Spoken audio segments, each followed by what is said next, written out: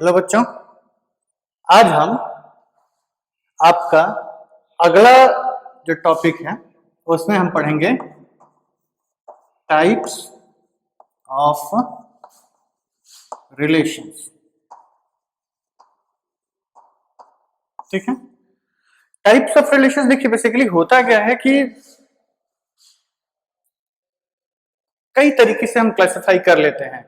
मतलब ऐसा नहीं है कि एक ही पर्टिकुलर टाइप का क्लासिफिकेशन है, आप कई तरीके से मन की श्रद्धा के अनुसार क्लासिफिकेशन करते जाते हैं लोग, लेकिन कुछ स्टैंडर्ड होते हैं, उनको आप दिमाग में बिठा के रखिएगा।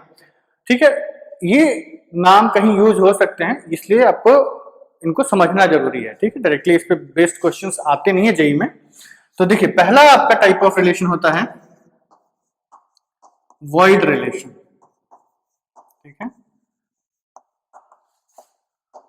ठीक है, बाय डेफिनेशन में कहते हैं कि let A and B be non empty sets.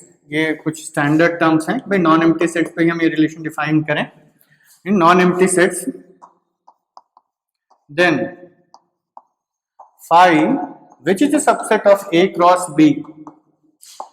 देखिए, हमने ए क्रॉस बी का सबसेट इसलिए लिखा है बिकॉज हमें पता है कि ए क्रॉस बी का कोई भी सबसेट आप उठाते हैं तो that it defines a relation from a to b. तो phi is a subset of him is a void relation. Phi is a void relation means ऐसा रिलेशन जो किसी भी कार्टेशियन प्रोडक्ट का जो आपका ए क्रॉस बी है उसका कोई एलिमेंट उसको सेटिस्फाई कर ही नहीं पाया। मतलब एक कुछ भी अबसर्ड रिलेशन जिसका उस ओरिजिनल ए क्रॉस बी से कोई मतलब ही नहीं है। मतलब हम सब्जियों की बात कर रहे हैं और आउटपुट में हमें खनिज चाहिए, लोहा लक्कड़ चाहिए, तो उस टाइप के रिलेशंस, जैसे एक क्रूड एग्जांपल है, मतलब आप कह सकते हैं कि ऐसी चीजें जो उसके आउटपुट में हो ही नहीं सकती हैं। ठीक है, या कोई भी ऐसा एलिमेंट है ही नहीं जो इसको सेटिस्फाई कर जाए। फॉर एग्जाम्पल हम कहते हैं कि लेट कुछ भी आप एग्जाम्पल ले लीजिए, let A is equal to से 1 2 3, ये एक आपका सेट दिया हुआ है। अब हम सारे रिलेशंस जो भी टाइप्स हैं उन इसी सेट पे बता देंगे आपको। 1 2 3 है। अब हमें क्या करना है कि हमने एक रिलेशन डिफाइन किया R let R is equal to x comma y such that x square plus y is equal to 9, x comma y belongs to a. ठीक है, अब आप यहां से एलिमेंट्स उठा उठा के पुट करना चालू करिए और देखिए कि क्या ये इस रिलेशन को सेटिस्फाई करने वाला आप कोई भी एलिमेंट ढूंढ सकते हैं। तो एक्स स्क्वायर, एक्स की जगह हमने 1 पुट किया, 1, वाई की वैल्यू कितनी होनी चाहिए 8, इसमें है नहीं। एक्स की जगह हमने 2 पुट किया, 4, इधर आया 5, क्या अवेलेबल है नहीं। 3 का स्क्वायर किया 9, इधर आया कट गया, वाई की value 0।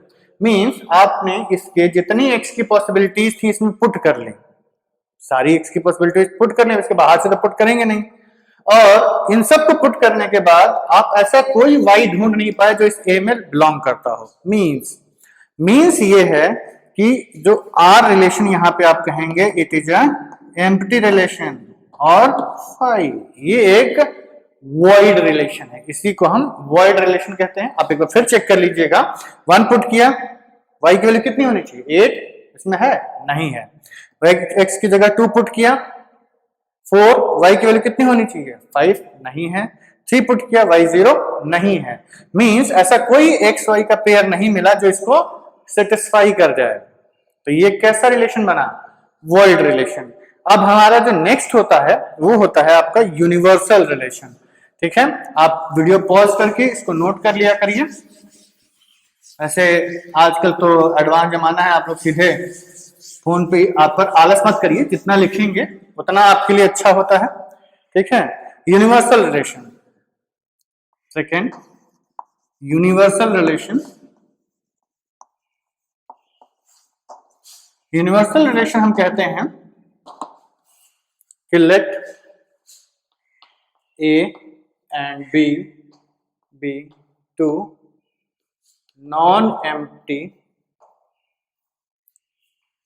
sets, then A cross B, which is a subset of A cross B, is a universal relation. देखिए, अब इसमें एक चीज आप लोग ध्यान रखिएगा बच्चों, नाम जो होता है ना वो काफी हद तक बता देता है कि ये किस टाइप के रिलेशन की बात कर रहा है। मतलब जैसे कि हमने कहा कि वॉइड रिलेशन, वॉइड क्या होता है? शून्य, जहां कुछ भी नहीं हो, ठीक है। तो उससे आप अंदाजा लगा सकते हैं, वर्ड मीनिंग से भी इंग्लिश की देखा जाए तो यूनिवर्सल रिलेशन, यूनिवर्सल मींस ये एक यूनिवर्सल लॉ है, यूनिवर्सल ट्रूथ है। तो ये वर्ड कब यूज किया जाता है? When it is always true. मतलब ए बी आपके पास दो ऐसे नॉन एम्प्टी सेट्स हैं जिससे आपने एक रिलेशन डिफाइन किया, तो ए क्रॉस बी ऐसा एक रिलेशन जो ए क्रॉस बी का बन रहा हो, ये इसका सबसेट होता है कार्टेशियन प्रोडक्ट का। इस रिलेशन को हम कहेंगे कि it is a universal relation, मतलब जिसमें ए क्रॉस बी के सारे एलिमेंट्स आपके इंक्लूड हो जाएं। फॉर एग्जाम्पल हम कहते हैं कि लेट, वही सेट ले लेते हैं, ए इज इक्वल टू 1 2 3 और एक रिलेशन आर डिफाइन करते हैं से कुछ ऐसा ले लीजिए जो हमेशा ट्रू ही हो। For example x comma Y such that mod of x minus y is greater than or equal to 0, x comma y belongs to set of A। कहेंगे ये क्या मजाक है? मॉड फंक्शन आप लोगों ने 11th में पढ़ा ही होगा। मॉड फंक्शन एक बहुत ही पॉजिटिव थॉट वाला फंक्शन होता है। Whatever is the result inside it doesn't matters, mod के बाहर आता क्या है? केवल पॉजिटिव, केवल और केवल पॉजिटिव। तो जब ये मॉड आपका एग्जैक्टली पॉजिटिव ही देता है, तो ये बताइए ग्रेटर देन और इक्वल टू 0 होता क्या है? पॉजिटिव ही ना। ये भी पॉजिटिव चीज वही ये कह रहा है कि ये चीज हमेशा पॉजिटिव होनी चाहिए, मिनिमम 0 हो सकता है। तो क्या इसमें कोई ऐसा एलिमेंट हो सकता है एक्स वाई का पेयर जो 0 से छोटा नेगेटिव आ जाए? भाई ये 0 से छोटा नंबर होगा क्या? Negative number. और मॉड के बाहर आता क्या है? Positive number. मींस इसके बाहर आने वाला हर नंबर पॉजिटिव ही होगा, तो ये हमेशा 0 से कैसा होगा? बड़ा होगा। तो यहां पर आप कहेंगे कि इसका answer R is a universal relation, ठीक है, यूनिवर्सल रिलेशन। इसमें मतलब इसमें A क्रॉस A के जितने एलिमेंट्स हैं, मतलब आप 1 1 लीजिए, 1 - 1 0 ग्रेटर देन और equal to 0, yes it is equal to 0।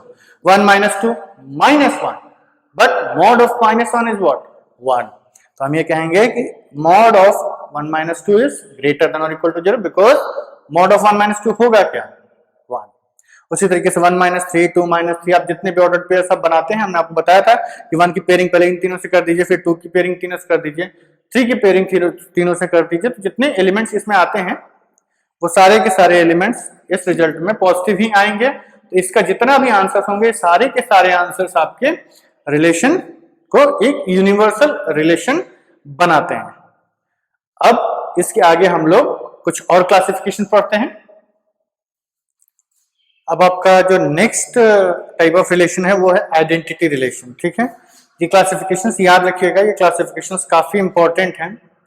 Directly questions तो इस पे पूछे नहीं जाते हैं, बट ये टर्म्स कहीं यूज किया जा सकता है। तो देखिए, आइडेंटिटी रिलेशंस उन रिलेशंस को बोलते हैं, एक ऐसा सेट नॉन एम्प्टी सेट है जिसमें आई एक आइडेंटिटी रिलेशन है, ये रिप्रेजेंटेशन फॉर आइडेंटिटी रिलेशन है। ए कॉमा ए मींस जो यहां है वही यहां है, एक्स कॉमा एक्स। ये इस सेट का ऐसा एक रिलेशन जिसमें ये सारे एलिमेंट्स आ रहे हो, उसको हम आइडेंटिटी रिलेशन बोलते हैं for all A belonging to set A, ठीक है, for all A belonging to set A. देखिए फॉर एग्जाम्पल हम ये कहेंगे कि मान लीजिए आपका सेट है 1 2 3, तो अगर हम एक आइडेंटिटी रिलेशन इस पर डिफाइन करना चाहें तो वो होगा आपका 1 1 2 2 3,3 मतलब ए के सारे एलिमेंट्स के लिए, ए के सारे एलिमेंट्स के लिए उसी की मिरर इमेज इसमें होनी चाहिए, मतलब 1 1 2 2 3 3। ये एक आइडेंटिटी रिलेशन है। सपोज करिए अगर हम एक रिलेशन R1 डिफाइन करते हैं जिसमें केवल 1 1 है और 2 2 है, ये आइडेंटिटी रिलेशन नहीं होगा। या मान लीजिए हमने एक रिलेशन R2 डिफाइन किया जिसमें 1 1 है, 2 2 है और 3 3 है और साथ में से 1 2 भी आ गया, ये भी आइडेंटिटी रिलेशन नहीं होगा। आइडेंटिटी रिलेशन केवल उन्हीं रिलेशंस को कहेंगे जिसमें इस सेट के सारे एलिमेंट्स आपस से रिलेट होके एक रिलेशन डेवलप कर रहे होते हैं। 1 1 2 2 3 3 केवल यही एलिमेंट्स होने चाहिए, ना इससे कम ना ज्यादा। कम हुआ तो भी एक्सेप्ट नहीं करेंगे, ज्यादा हो गए तो भी एक्सेप्ट नहीं करेंगे। अब ये मत कोई कहिएगा कि 1 1 दोबारा लिख दिया, तो हमने आपको बार बार बोला है सेट्स में रिपीटिशन का कोई मतलब नहीं होता है, ठीक है। अब नेक्स्ट है आपका रिफ्लेक्सिव रिलेशन। डेफिनेशंस हम लिखे हुए हैं बोर्ड पे ताकि आपका टाइम में इस वीडियो में कंज्यूम ना हो। आप पॉज करके यदि डेफिनेशन नोट करना चाहें तो नोट कर सकते हैं।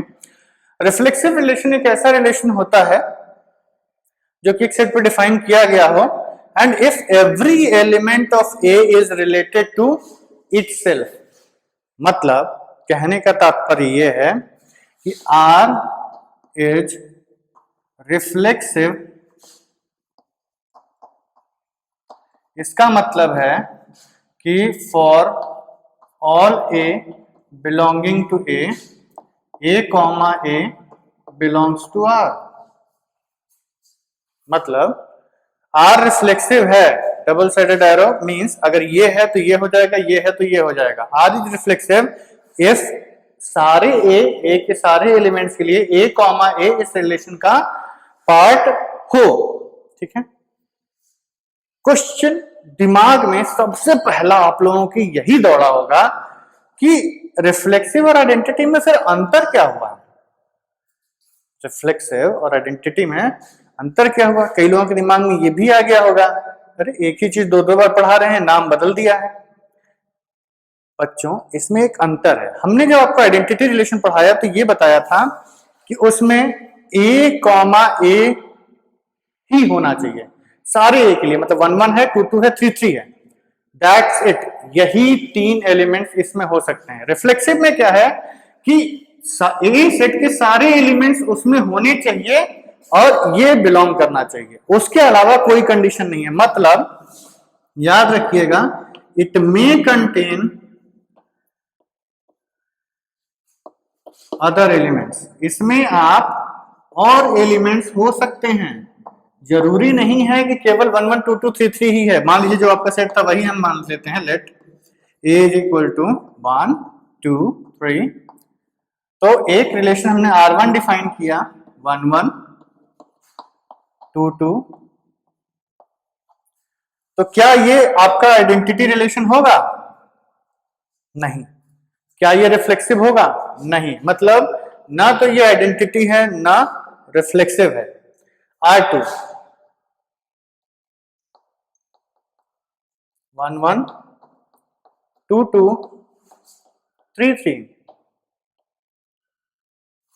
क्या ये आइडेंटिटी है? यस, ये आइडेंटिटी रिलेशन है। क्या ये रिफ्लेक्सिव है? यस, ये रिफ्लेक्सिव भी है। इसको हम ये नहीं कह सकते कि रिफ्लेक्सिव नहीं है। लेकिन अब मान लीजिए हमने एक R3 रिलेशन डिफाइन किया 1 1 2 2 3 3, यहां तक तो सब सही जा रहा था। अब आपने एक और एलिमेंट ले लिया 1 2। अब क्या ये आइडेंटिटी रिलेशन रहा? नहीं। ये एक आइडेंटिटी रिलेशन तो नहीं है, लेकिन रिफ्लेक्सिव रिलेशन है। मींस आप इसमें कोई भी एलिमेंट बढ़ा दीजिए, इसमें आप 3 × 3 9 एलिमेंट्स बनेंगे ना, ये 3 एलिमेंट्स मस्ट है। ये 3 एलिमेंट्स आगे आपका रिलेशन रिफ्लेक्सिव के लिए सेटिस्फाई कर गया। उसके आगे क्या है क्या नहीं है इससे हमें कोई मतलब नहीं है। ठीक है। लेकिन आइडेंटिटी में इससे मतलब रखते हैं, आइडेंटिटी में सिर्फ यही 3 एलिमेंट्स आने चाहिए।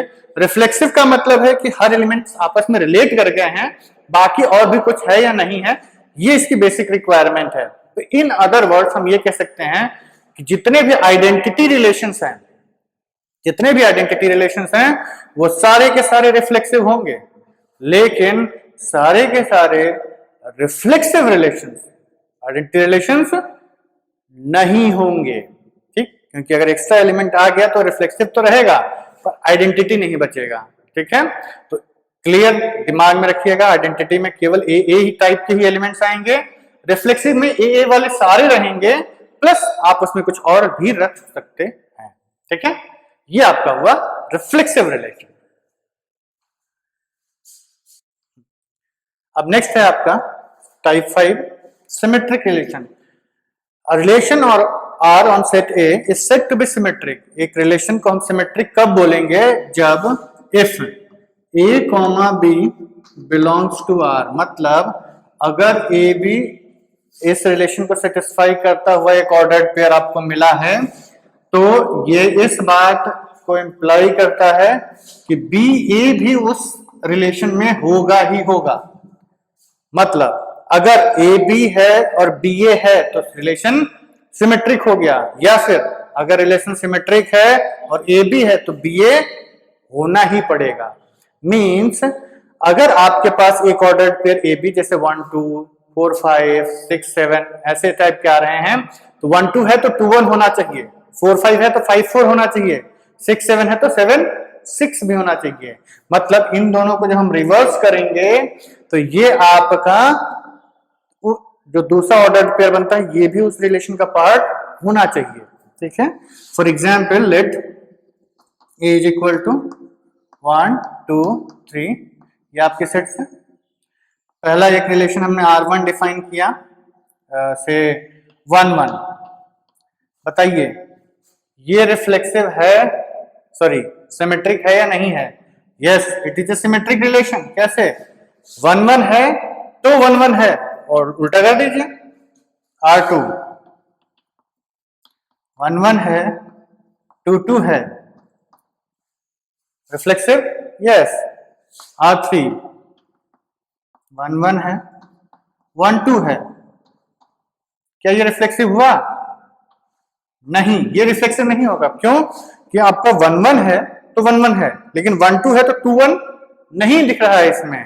मतलब यदि इसमें हम एक रिलेशन R4 डिफाइन करें 1 1 1 2 और 2 1, ये आपका सिमेट्रिक हो जाएगा। क्यों?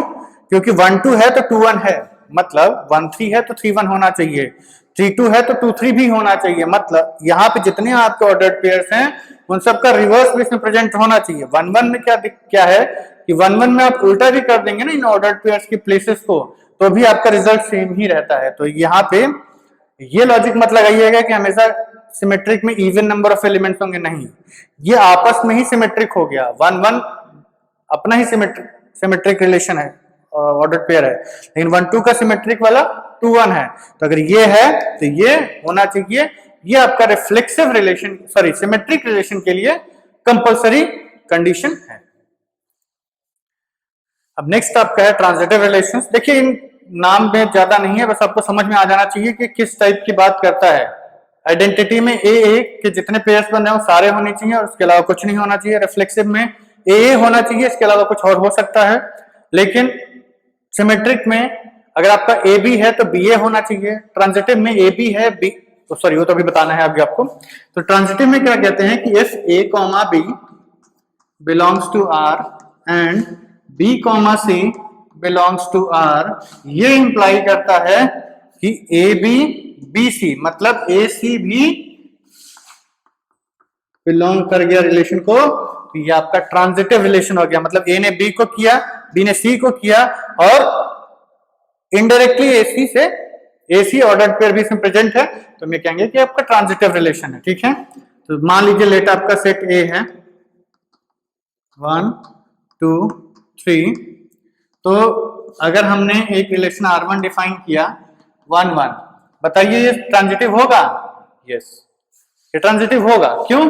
क्योंकि 1 1 और कुछ है ही नहीं, और ये इससे रिलेट कर ही गया है, तो ये ट्रांजिटिव हो जाएगा, ये सिमेट्रिक भी हो जाएगा, मतलब ये ट्रांजिटिव भी है सिमेट्रिक भी है, लेकिन रिफ्लेक्सिव और आइडेंटिटी नहीं होगा। क्यों? क्योंकि उसके लिए आपको ये सारे 2 2 3 3 भी चाहिए होंगे। ठीक है, अब मान लीजिए आपके पास एक और रिलेशन दिया हुआ है R2 1 2 2 3, क्या ये ट्रांजिटिव है? नहीं है। 1 ने 2 को रिलेट किया, 2 ने 3 को रिलेट किया, इसका मतलब है कि कौन सा एलिमेंट इसमें होना चाहिए था? 1 3 1 3 नहीं है, तो ये ट्रांजिटिव रिलेशन नहीं होगा। ठीक है, अब हम क्या करते हैं कि देखिए डेफिनेशन क्लियर होगी आपको। यहां हम कुछ एलिमेंट्स रिलेशंस लिखते हैं और उनको आपको डिसाइड करके ये बताना है कि क्या वो रिफ्लेक्सिव है, आइडेंटिटी है, ट्रांजिटिव है या नहीं है। वीडियो को पॉज कर लीजिएगा और इस क्वेश्चन को आप पूरे आंसर्स लिख लीजिए, उसके बाद आप चेक करते हैं कि कौन कौन से ये जो रिलेशंस है ये आपके ट्रांजिटिव, सिमेट्रिक, रिफ्लेक्सिव और आइडेंटिटी में है कि नहीं है।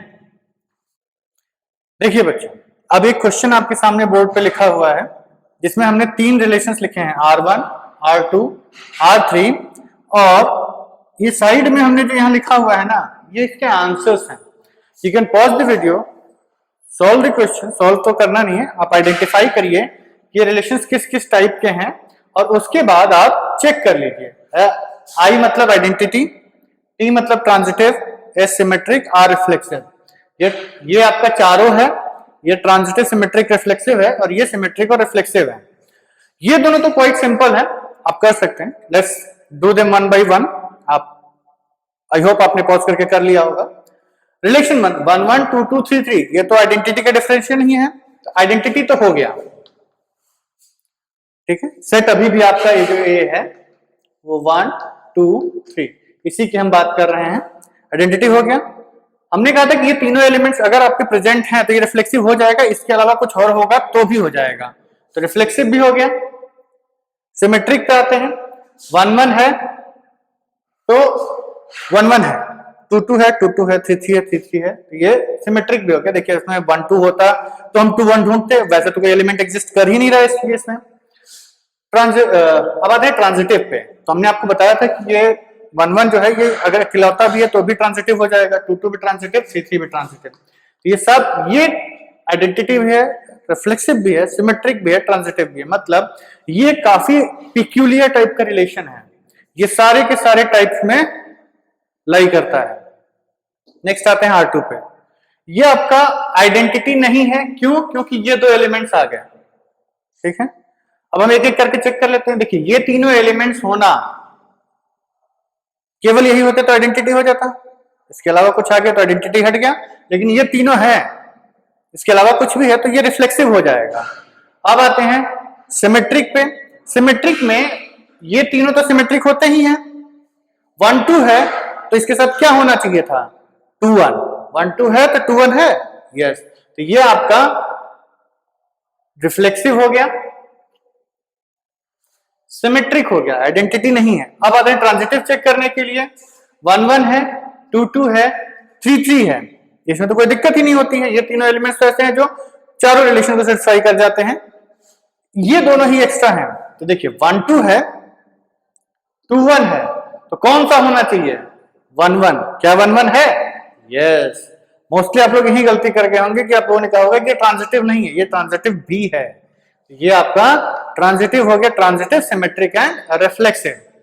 तीसरा वाला सबसे टिपिकल है, इसमें आपको देख के लगेगा ये ट्रांजिटिव भी है, पर ट्रांजिटिव क्यों नहीं है ये देखते हैं। देखिए 1, ये तीनों एलिमेंट्स तो आपके ट्रांजिटिव, रिफ्लेक्सिव और सिमेट्रिक तीनों में होते हैं, कोई दिक्कत नहीं है। हमें बाकी के एलिमेंट्स की बात करनी है, तो बाकी के एलिमेंट्स देखिए 1 2 है तो 2 1 है, रिफ्लेक्सिव सेटिस्फाई कर गया, 2 3 है तो 3 2 है, रिफ्लेक्सिव सेटिस्फाई कर गया, सॉरी सिमेट्रिक सेटिस्फाई कर गया। रिफ्लेक्सिव तो हो चुका है क्योंकि ये तीनों प्रेजेंट हैं। सिमेट्रिक हो गया क्योंकि 1 2 है तो 2 1 है, 2 3 है तो 3 2 है, इसके अलावा और कोई एलिमेंट्स प्रेजेंट नहीं है।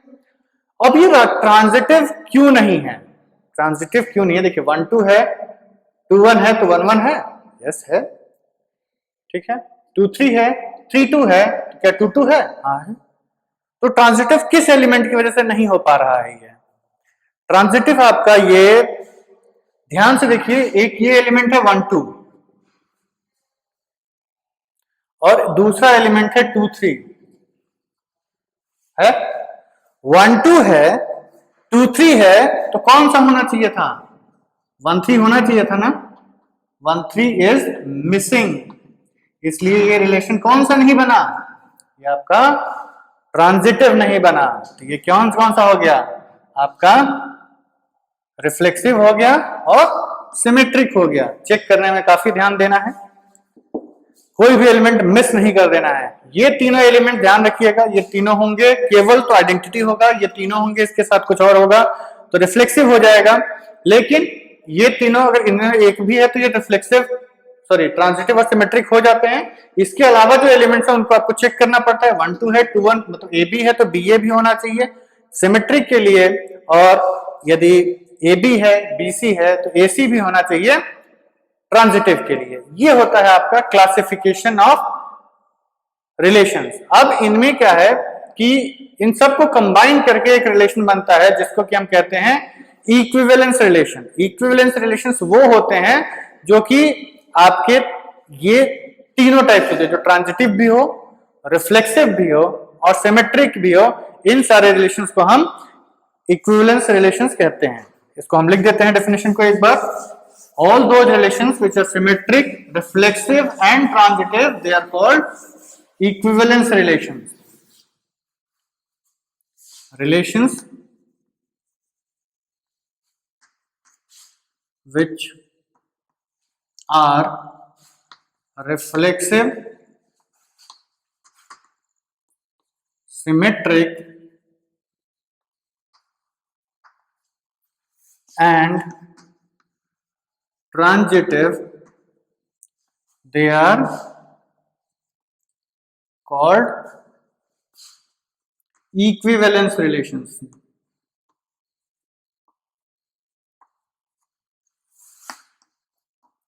नाम याद रखिएगा, बेसिकली नाम ही आपके लिए इंपॉर्टेंट है। तो अभी तक कितने टाइप के रिलेशन पढ़े? एक तो अपने वॉइड और यूनिवर्सल पढ़ा, उसके बाद आइडेंटिटी, रिफ्लेक्सिव, सिमेट्रिक और ट्रांजिटिव। और ऐसे रिलेशंस जो कि सिमेट्रिक भी है, रिफ्लेक्सिव भी है और ट्रांजिटिव भी है, ये सारे रिलेशंस आपके इक्विवेलेंस रिलेशंस कहे जाते हैं। ठीक है बच्चों। अब देखिए बच्चों, आपको दो इंपॉर्टेंट पॉइंट्स याद रखने हैं। ये केवल for the sake of questions के लिए ही है कि मान लीजिए आपको डायरेक्टली कभी पूछ लिया गया एग्जाम्स में तो आप इसको डायरेक्टली अप्लाई कर सकते हैं। इसमें क्या है कि अगर आप दो इक्विवेलेंस रिलेशंस का इंटरसेक्शन लेते हैं, ठीक है, आप कोई भी दो इक्विवेलेंस रिलेशंस का इंटरसेक्शन लेते हैं तो जो रिजल्टेंट रिलेशन बनता है वो हमेशा इक्विवेलेंस रिलेशन ही बनेगा। ठीक है, लेकिन अगर आप कभी भी दो इक्विवेलेंस रिलेशंस का यूनियन लेते हैं तो वो जरूरी नहीं है, हो सकता है कि हो जाए, but not necessarily it will be a equivalence relation. ठीक है, तो ये याद रखिएगा कि दो इक्विवेलेंस रिलेशंस का इंटरसेक्शन हमेशा एक इक्विवेलेंस रिलेशन होता है और यूनियन जरूरी नहीं है कि हमेशा एक इक्विवेलेंस रिलेशन ही हो। ठीक है, अब हम बोर्ड पे एक क्वेश्चन लिखेंगे, आप उस क्वेश्चन को ट्राई करिएगा और लेट्स सी कि अब कैसा कितना आपको समझ में आया। अगर आपको नहीं समझ में आया तो वीडियो को दोबारा देखिए, फिर क्वेश्चंस लगाइए। जितने आप क्वेश्चंस लगाएंगे उतना आपके लिए अच्छा रहेगा। देखिए बच्चों, क्वेश्चन आपका है कि prove that the relation R on Z, Z is what? R तो रिलेशन हो गया, आपका जेड क्या है? जेड आपका सेट ऑफ इंटीजर्स है। ठीक है, prove that the relation R on Z given by set, आपका जो रिलेशन डिफाइन किया गया a कॉमा बी, मतलब हर a कॉमा बी का एलिमेंट, मतलब ये जो z है इंटीजर्स, हर वो इंटीजर्स का पेयर जो कि a माइनस बी करिए जो डिफरेंस आ रहा है, a माइनस बी का डिफरेंस इज डिविजिबल बाय 3। ये सारे ऑर्डर्ड पेयर्स जो 3 से डिविजिबल होंगे डिफरेंस, वो आपके इस रिलेशन को सेटिस्फाई करते हुए ऑर्डर्ड पेयर बन जाएंगे। तो आपको ये प्रूफ करना है कि पहला तो ये एक इक्विवेलेंस रिलेशन है और दूसरा आपको एक नया टर्म बताया हमने, इक्विवेलेंस क्लास। दिस इज, देखिए रिलेशन एंड फंक्शन में बहुत सारी चीजें ऐसी हैं जो आपको केवल पता होनी चाहिए, ये उतना इंपॉर्टेंट नहीं है, बट इक्विवेलेंस क्लास आपको पता होना चाहिए कि होता क्या है और निकालते कैसे हैं। तो देखिए हम ये कहते हैं कि इक्विवेलेंस रिलेशन निकाल, पहले प्रूफ कर लेते हैं, then will go for equivalence class. तो पहला हम प्रूफ करते हैं,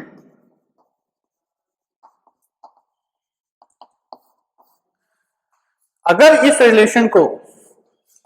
रिलेशन को इक्विवेलेंस रिलेशन होना है तो ये क्या होना चाहिए, ट्रांजिटिव भी होना चाहिए,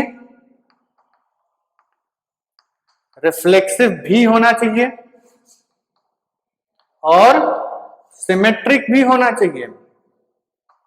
ये तीनों होगा तभी ये रिलेशन इक्विवेलेंस होगा। अब एक एक करके हम ये तीनों प्रूफ करेंगे। इस प्रूफ को आप अच्छे से समझिएगा क्योंकि ये स्कूल एग्जाम्स के लिए आपके काफी इंपॉर्टेंट है। स्कूल एग्जाम्स में ये आपको पूछा जाता है बोर्ड्स में, ठीक है। पहला सबसे जो इजी होता है वो क्या होता है, रिफ्लेक्सिव। तो हम लोग पहले रिफ्लेक्सिव प्रूफ करते हैं। रिफ्लेक्सिव प्रूफ करने के लिए हमें क्या करना है, रिफ्लेक्सिव प्रूफ करने के लिए हमें करना है कि a कॉमा a इसका एलिमेंट होना चाहिए। मतलब अगर z इंटीजर्स आप उठा रहे हैं तो सारे इंटीजर्स का इटसेल्फ से रिलेशन होना चाहिए, हर एलिमेंट अपने आप से रिलेटेड होना चाहिए, ठीक। Let's see, a comma a में यदि हम a माइनस a निकालें तो कितना आता है, 0।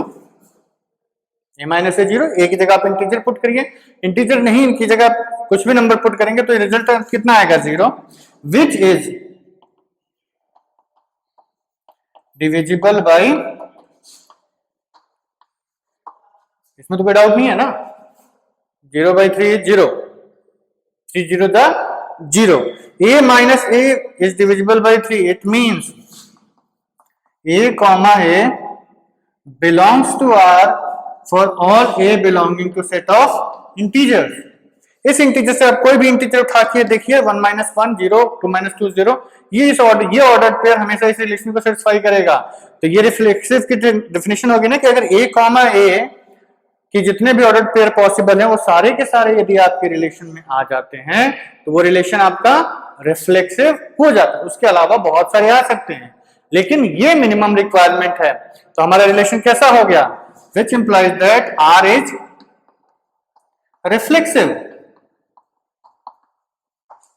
ठीक है, आर रिफ्लेक्सिव भी हो गया। अब आते हैं, क्या आर आपका सिमेट्रिक है, तो सेकंड हम सिमेट्रिक चूज करेंगे। आप लोग एक का हमने आइडिया दे दिया है, आप बाकी दोनों रिफ्लेक्सिव और ट्रांजिटिव खुद से प्रूफ करने की कोशिश करिए और कर लेंगे तो वेरी गुड, नहीं करता है तो देख के कर लीजिएगा बिकॉज अभी नई चीजें हैं, प्रैक्टिस इज रिक्वायर्ड।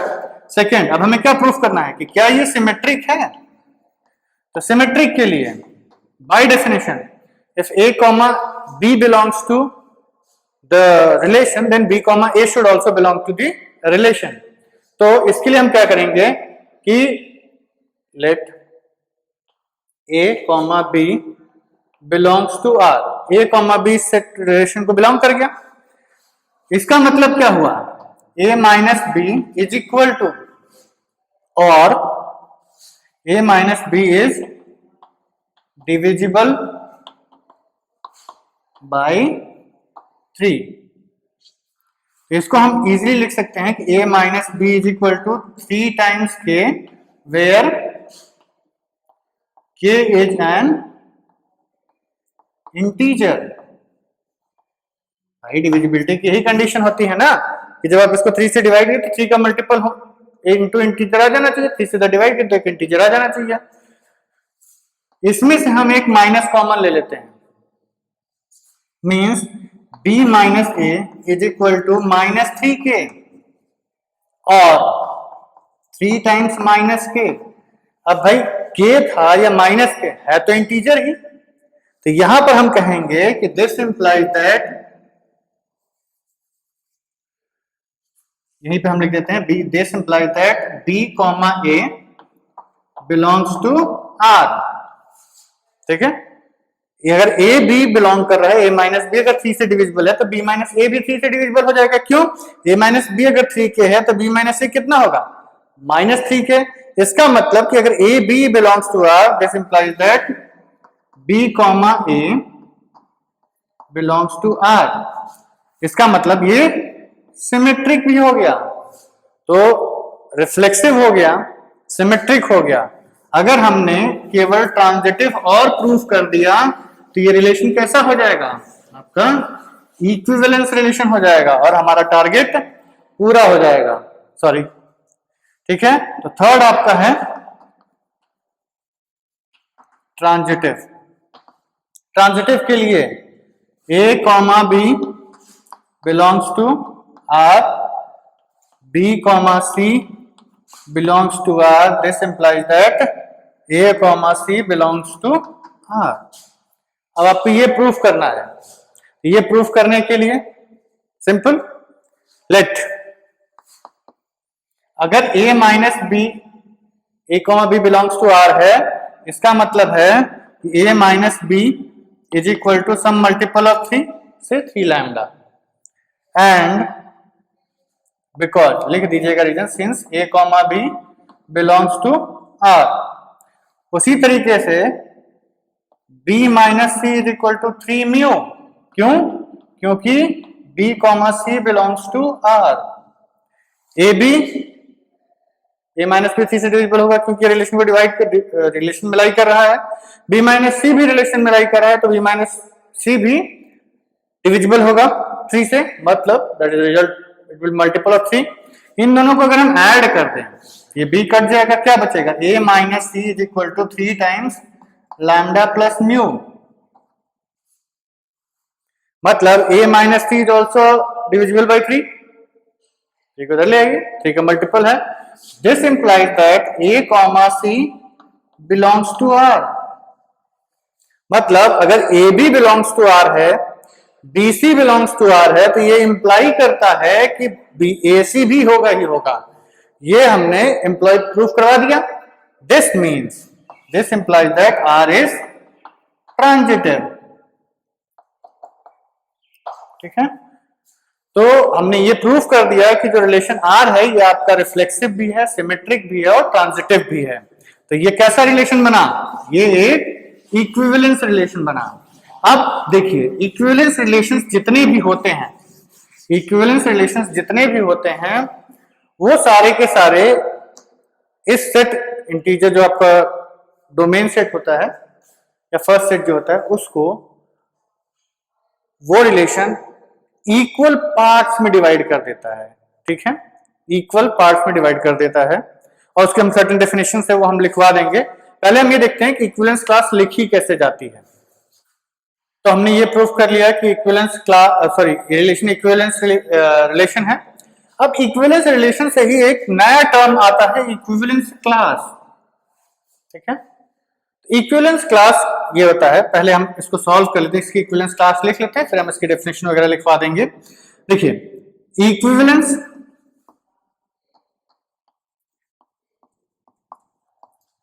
क्लास, ये क्लास है बच्चों ऑफ 1।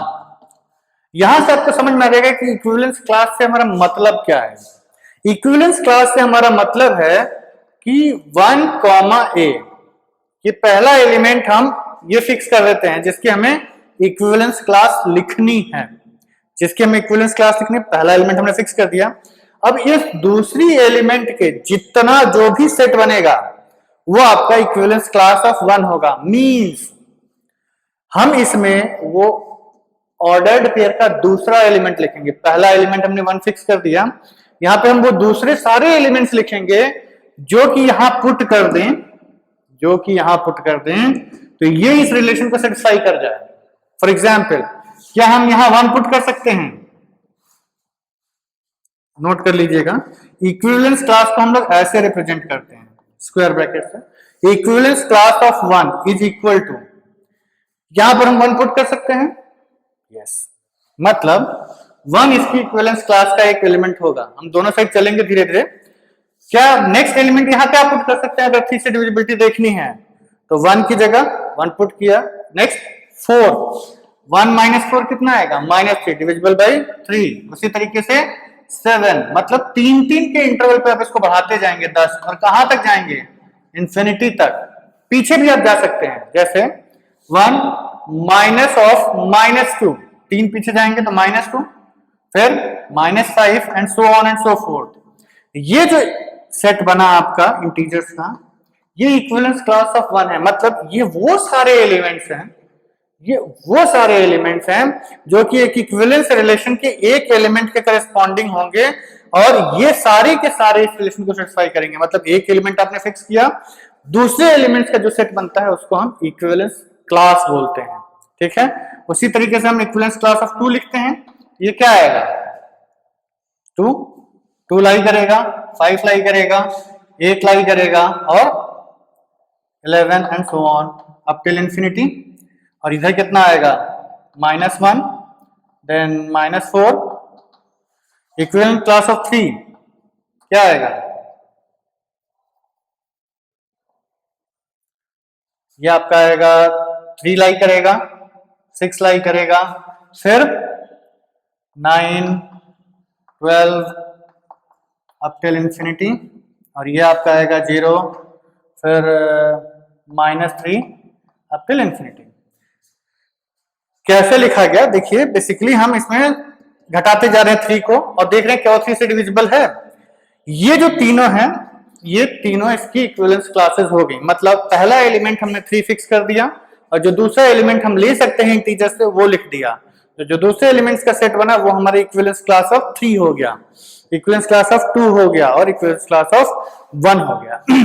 अब आप यहां ये ऑब्जर्व करिए, ऑब्जर्वेशन ये है कि यदि हम इन सब को कंबाइन कर दें, इन सब को कंबाइन कर दें, ये पूरा आपका सेट ऑफ इंटीजर्स नहीं है, ये भी पूरा आपका सेट ऑफ इंटीजर्स नहीं है, ये पूरा आपका सेट ऑफ इंटीजर्स नहीं है। हम इन्फिनिटी काउंट नहीं कर सकते, लेकिन अगर हम ध्यान से देखें तो इसमें सब में नंबर ऑफ एलिमेंट्स बराबर होंगे। यस। दूसरी चीज, अगर हम इन तीनों का यूनियन ले लें, इन तीनों का यूनियन ले लें, तो 1 इसमें है, 2 इसमें है, 3 इसमें है, 4 5 6 7 8 9 10 11 12, इधर देखिए -5 -4 -3 -2 -1 0। इन सबका यूनियन ले लेंगे अगर आप, तो क्या बन जाएगा, ये आपका ओरिजिनल सेट इंटीजर्स का बन जाएगा। मतलब जो डोमेन सेट है वो खुद आपका पूरा बन जाएगा। मतलब ये तीनों की इक्विवेलेंस क्लास का यदि आप यूनियन लेते हैं कि पूरा का पूरा ये सेट आपका इंटीजर्स का बन जाएगा। दूसरा, इन तीनों की इक्विवेलेंस क्लास में इंटरसेक्शन कैसा आएगा, इंटरसेक्शन हमेशा फाई आएगा। 1 और 2 के इंटरसेक्शन में कोई एलिमेंट्स कॉमन नहीं है, 2 के 3 में कोई एलिमेंट्स कॉमन नहीं है।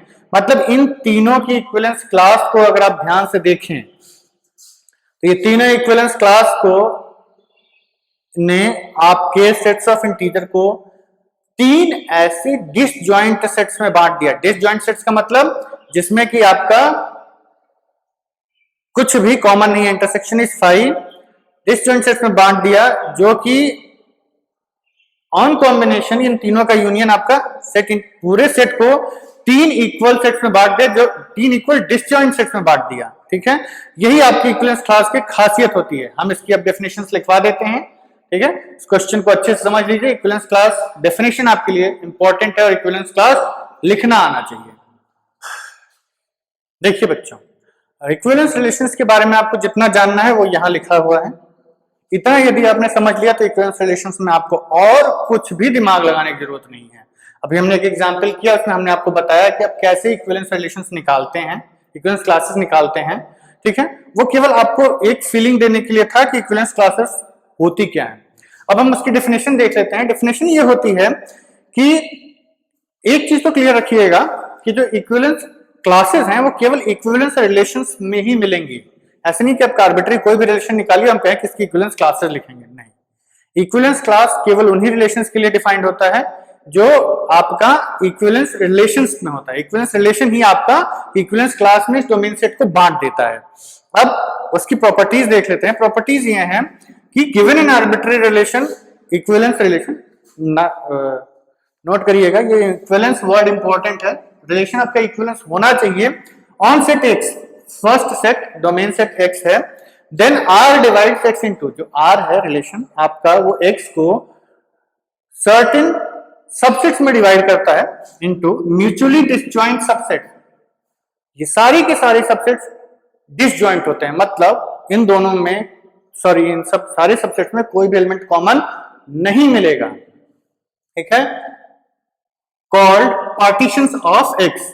वो जो सबसेट्स होते हैं उनको हम पार्टीशंस बोलते हैं, नेमली A1 A2 A3 A4। हमने एक नाम दे दिया है AI, इसमें एक element I, where I belongs to natural numbers. जितने कितने बनेंगे ये डिपेंड करता है रिलेशन के ऊपर, लेकिन वो सर्टेन नंबर में बांट देगा।